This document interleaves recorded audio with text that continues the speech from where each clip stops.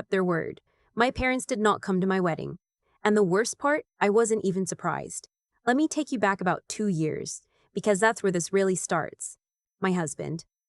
I'll call him my husband now, though at the time he was just the man I'd spent 3 years building a life with, proposed to me on a Tuesday evening in November.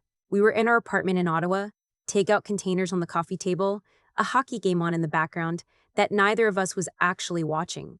He got down on one knee between the couch and the coffee table, and I cried so hard I couldn't even say yes properly. I just kept nodding. We set the date for the following October, 14 months away. Plenty of time for everyone to plan, save, request time off work. We booked a venue, a beautiful property just outside the city. The kind of place with old stone walls and maple trees that turn completely red in the fall. We put down a non-refundable deposit of $4,000 that same week. I called my parents that night. My mother cried happy tears. My father said he was proud of me. My younger sister, she was 26 at the time, texted me a string of heart emojis. For about 3 weeks, everything felt perfect. Then my sister announced she booked a trip. A wellness retreat in Costa Rica. 3 weeks. Flights, resort, the whole package. $14,000 apparently, and it was scheduled for the exact same week as my wedding. I found out not from her, but from my mother, who called me on a Wednesday afternoon while I was on my lunch break at work. I'm an occupational therapist. I work with kids, mostly, so my days are full and my breaks are short. My mother started the call with, "I need to talk to you about something," which in our family always means something bad. She told me my sister had booked this trip months ago, before I'd set my wedding date, though the math on that didn't quite add up. She told me the resort was non-refundable. She told me the retreat was important for her mental health journey. And then she asked, very carefully, very gently, whether my husband and I had considered moving the wedding to a different weekend. I sat in my car in the parking lot for a moment before I said anything. "We put down a $4,000 deposit," I said. "The venue is booked. The photographer is booked. I've already sent save the date dates." "I know," my mother said. "I know, but your sister really needs this." I asked why she couldn't reschedule the retreat. My mother said it wasn't that simple. I asked if the resort had a cancellation policy. My mother said that wasn't the point. I told her I loved my sister, but I wasn't moving my wedding date. And then I went back inside and spent the rest of the afternoon helping a 7-year-old practice buttoning his jacket, thinking the whole time that surely this would just blow over, that my sister would reschedule, that my parents would see reason. They did not see reason. Over the next few weeks, the calls escalated. My father got involved. He has a very particular way of framing things. He never yells, he just gets very quiet and very measured, which somehow feels worse. He told me that family means compromise. He told me that my sister's mental health was not something to take lightly. He told me that a wedding date was just a date, and that what mattered was the marriage, not the day. I told him the venue wasn't available on any other fall weekend that year. He suggested we move it to spring. I told him we already booked vendors, sent invitations, that guests had booked flights from Vancouver and Halifax, and one cousin was coming from London. He said those people would understand. My husband listened to all of this from the other room, and when I got off the phone, he sat down next to me and said, very clearly, "We are not moving the date."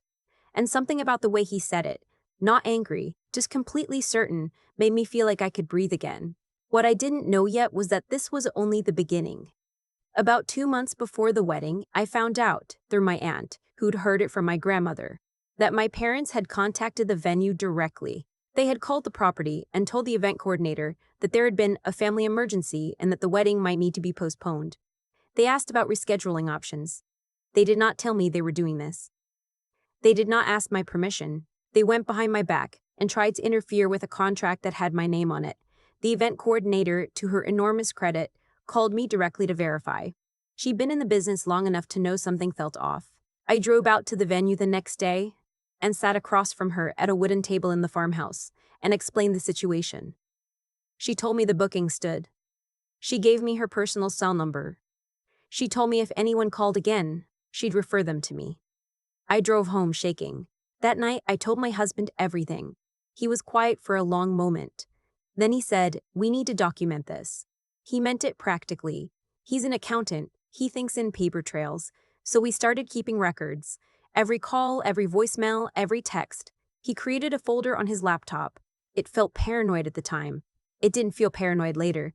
The next confrontation came in the form of money.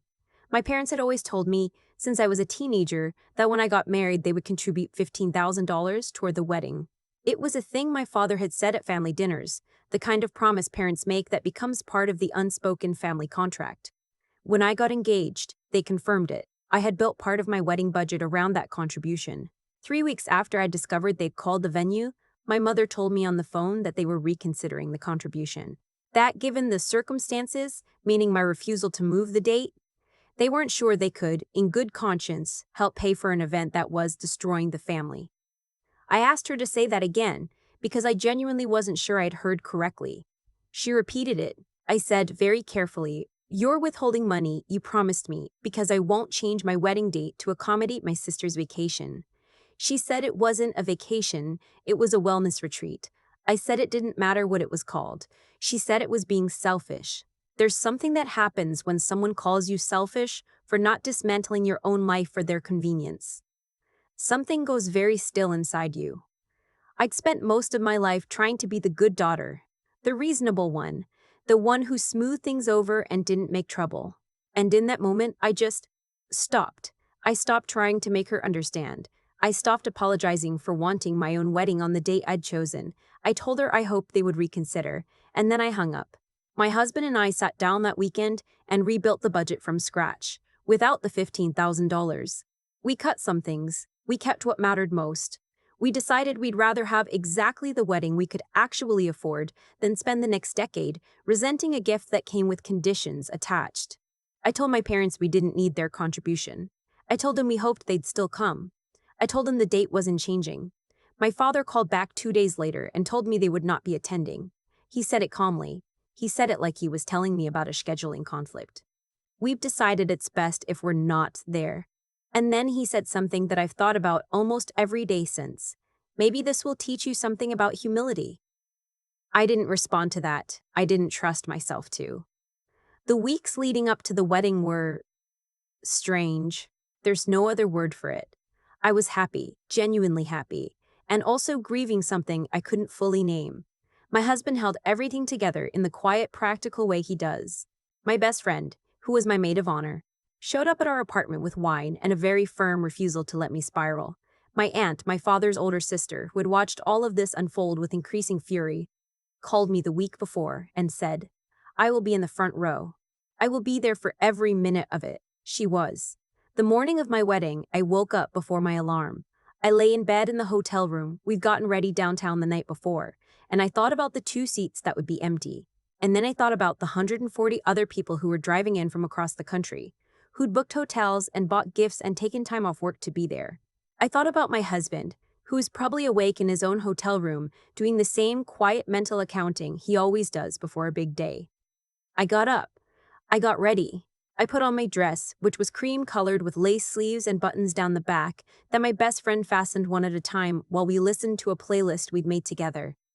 I walked down the aisle toward my husband, and the maple trees were exactly as red as I'd hoped. During the reception, my husband stood up to give a toast. The room went quiet. 140 people, completely still. He talked about what it means to choose someone. Not just on the good days, but especially on the days when choosing them costs you something. He talked about watching me navigate the past year and never once seeing me stop being kind, even when kindness wasn't returned. He said he'd never been more certain of anything in his life than he was of me. I cried. Properly this time. The ugly kind. My aunt was the first one on the dance floor. It was the best day of my life, and my parents missed it. For several months afterward, the silence from their end was complete. No calls. No texts. My sister posted photos from Costa Rica on her Instagram, sunsets, smoothie bowls, yoga at dawn. She looked well-rested. She didn't reach out either. And then, around the time I found out I was pregnant, things began to shift. Not because anyone apologized.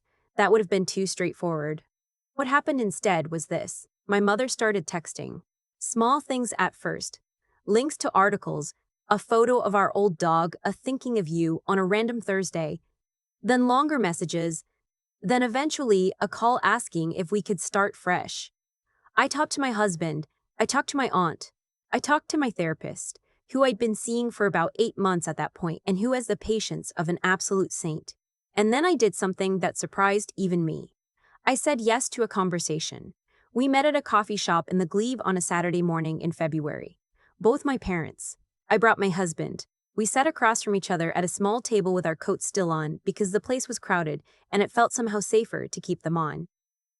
My mother cried within the first 5 minutes. My father did not cry, but he looked older than I'd remembered. He looked tired. They said they were sorry. Not for everything, there was some reshaping of the narrative, some softening of details. But they said the word. My father said he should never have said what he said about humility. My mother said she had let her fear of losing my sister override her responsibility to me. I listened. I didn't cry. I didn't perform forgiveness. I didn't yet feel. I told them that I was pregnant. I told them that I wanted my child to know their grandparents, and that I wanted to find a way to make that possible. I also told them, clearly, not angrily, but clearly, that what had happened was not something I would pretend hadn't. That there would be no going back to the way things were before, because the way things were before had allowed all of this to happen. My father nodded. My mother reached across the table and put her hand over mine. I didn't pull away. The question of the $15,000 came up, not that day, but later, through a series of careful conversations that my husband largely managed. It turned out there was something more to untangle than I'd realized. Years earlier, my maternal grandparents had set aside money specifically for each of their grandchildren's weddings, a gesture they'd made quietly, without much ceremony. That money had been held by my parents. When they threatened to withhold their contribution, they had been, without ever using this word, threatening to withhold money that was technically designated for me. My husband, who again is an accountant, spent 3 weekends going through the documentation with my grandmother, who was 81, completely sharp, and deeply unimpressed with her daughter's behavior. My grandmother had kept records. Of course she had. We did not take my parents to court.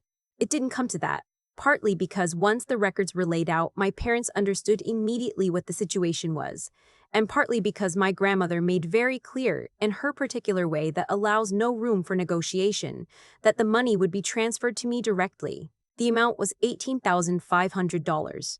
It covered our remaining wedding debt and put the rest toward the nursery. My sister, for her part, has not apologized. She texted me a congratulations when I announced the pregnancy publicly. A message so generic it could have been sent by anyone. I replied with a thank you. We are not close. I don't know if we will be. Some things, once broken at a certain angle, don't reset the same way. My aunt was at the hospital when my daughter was born. She was in the waiting room for 6 hours, with terrible vending machine coffee and a paperback novel she later admitted she didn't read a single page of. When the nurse brought my daughter out, my aunt held her and didn't say anything for a long moment. Then she looked up at me and said, "She has your stubbornness." I told her I was going to take that as a compliment. My parents met their granddaughter when she was 11 days old. My mother held her and cried. My father sat in the chair by the window and looked at her for a very long time without speaking. It was not the uncomplicated reunion I might have imagined once, back before I understood what our family actually was. But it was something. It was a beginning on terms I had set, in a space my husband and I controlled. They do not come over unannounced. They do not offer unsolicited opinions on how I'm raising my daughter. They understand, without it needing to be said again, that the version of me that would reorganize her life to keep the peace no longer exists. I think about that parking lot sometimes. My car, the middle of the day. My mother's voice on the phone, asking me to give up the wedding I'd spent months planning so my sister could go to Costa Rica. I think about who I was in that moment, still trying to find a version of events that would make everyone okay, still believing that if I was reasonable enough, patient enough, accommodating enough, things would work out. What I know now is that the accommodation was never going to be enough. There would always have been another ask, another crisis that took priority over mine, another thing that required me to be smaller to make room for someone else's choices. My daughter is 7 months old. She is, objectively, extraordinary. She has her father's calm and apparently my stubbornness, and she has no idea that any of this happened, that the people who are now her grandparents once chose not to come to the day she was first made possible. Maybe one day she'll want to know. Maybe I'll tell her, or maybe I won't need to. Either way, she'll grow up knowing exactly what it looks like when someone refuses to make herself smaller than she is. I didn't move my wedding date. I didn't beg. I didn't pretend. And those maple trees in October were the most beautiful thing I've ever seen. I used to think that keeping the peace was the same thing as being a good person. For a long time, those two things felt identical to me. But sitting in that coffee shop in the Glebe in February, coat still on, watching my father look older than I remembered, I understood for the first time that they are not the same thing at all.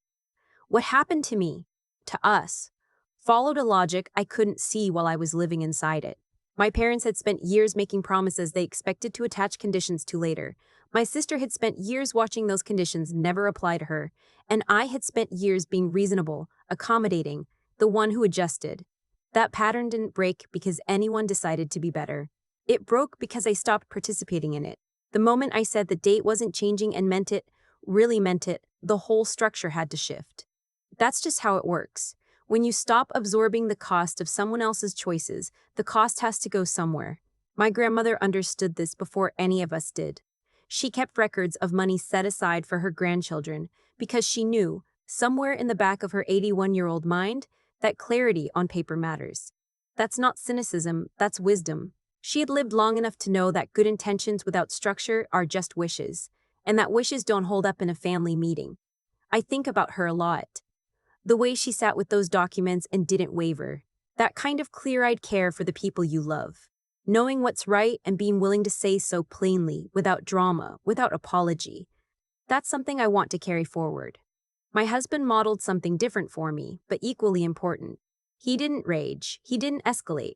He opened a folder on his laptop and started keeping notes. When everything unraveled, we had a record. He had thought ahead, stayed level, and protected us both without making it feel like a battle. There's a kind of intelligence in that. Not cleverness, but the deeper thing. The ability to stay clear-headed when everything around you is designed to make you react. I'm still learning that one. And then there's what it actually took to hold the line for 14 months, while the people I loved most told me I was selfish, destructive, too proud. There were nights I almost gave in, not because moving the date made sense, but because the weight of their disapproval was genuinely painful. That kind of pain is real. Anyone who tells you that setting a boundary is easy has never had to set one with someone they love. What got me through was something less heroic than it sounds. Just deciding, one day at a time, that I was not going to trade my life for their comfort, that I deserved to take up the space I was already standing in. My daughter doesn't know any of this yet. She's 7 months old, and her biggest concern is whether the mobile above her crib is spinning. But she'll grow up in a home where people say what they mean, follow through on what they promise, and don't shrink themselves to make the room feel less crowded. That's what I want for her. Not a perfect family. We don't have one of those. But an honest one. The maple trees were red that October. My aunt was in the front row. My husband said the truest thing anyone has ever said about me in front of 140 people. That's what I chose when I refused to move the date. Not stubbornness. Not pride. Just the life I'd actually built.